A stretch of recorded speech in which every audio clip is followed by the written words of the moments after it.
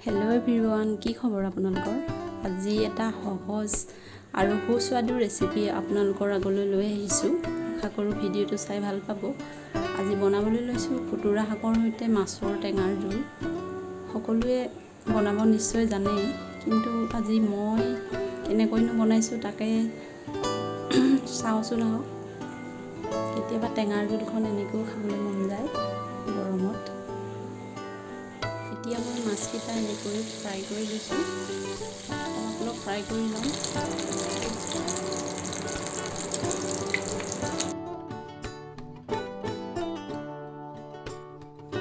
এতিয়া এনেকৈ পাঁচফোৰণ কেইটামান দি দিছো আৰু এতিয়া তেলতে অলপ হালধি দি দিম ইয়াত পিয়াজ ব্যৱহাৰ নকৰো আৰু বইল কৰা দুটা আলু বইল কৰি লৈছিলো এনেকৈ এতিয়া দি দিছো আৰু লগতে ৰসুন আদা খুন্দা অলপো এনেকৈ ইয়াতে দি দিম ভালদৰে লৰাই দি আলুখিনি এনেও সিজি আছে আৰু অলপ সিজিবলৈ দিম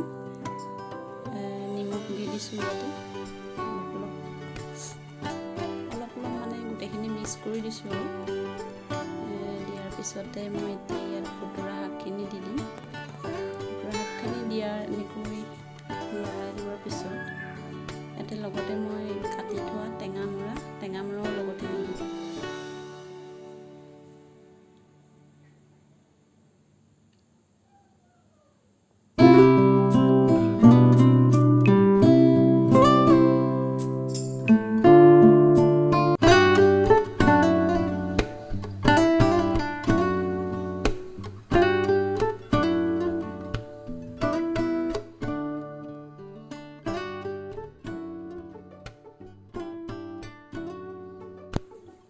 এতিয়া শাকখিনি ভালদৰে সিজিবলৈ দিম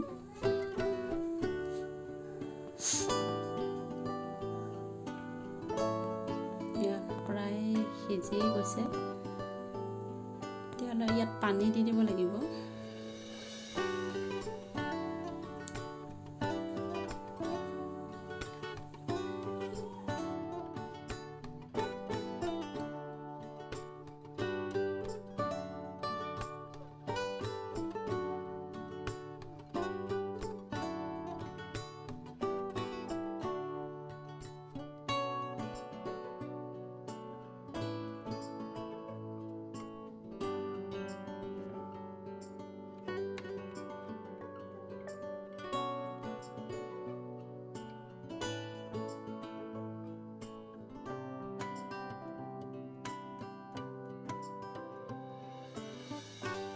খিনি ভালকৈ উতলি লোৱাৰ পাছত মাছকেইটাও এনেকৈ দি দিলোঁ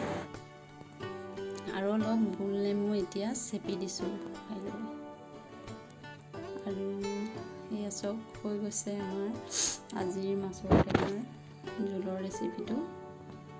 খাবলৈ কিন্তু বহুত ভাল হৈছিলে দেই বাকি আপোনালোকে কেনে পায় এবাৰ বনাই খাই চাবচোন আৰু মোৰ ভিডিওটো চাই ভাল পালে লাইক কৰিব কমেন্ট কৰিব শ্বেয়াৰ কৰিব আৰু যিসকলে এতিয়ালৈকে চেনেলটো সাবস্ক্ৰাইব কৰা নাই প্লিজ সাবস্ক্ৰাইব কৰি দিব